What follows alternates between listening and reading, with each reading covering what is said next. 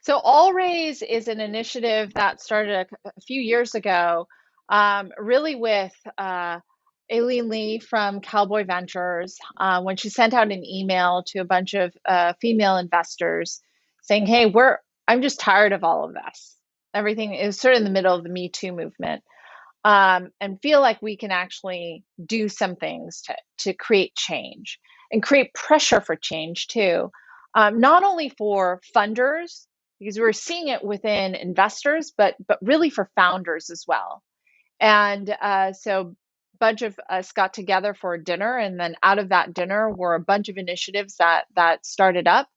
At first, I was working on a dinner series to encourage operators to become VCs. And so I would gather a bunch of operators who were great candidates for being venture capitalists, and then help them negotiate as they were going through their interview process with venture capital firms, and then get them into these positions. And so we had a number of folks who collaborated, and then also were giving each other data, so that they understood what the negotiation process would look like, and it helped sort of grease the wheels on that front.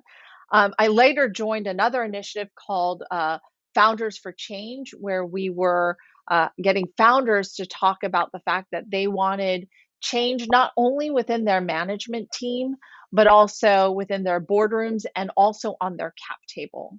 And I believe that initiative was really, it was led by Jenny Lefcourt from Freestyle Capital, and I joined it. And um, the thing that I thought was really important about that was when really hot companies would go back to venture capital firms and say, "I'm not going to take capital from you. In fact, I'm not going to meet you for a pitch meeting because you are not your partnership doesn't represent the partnership that I want to be associated with."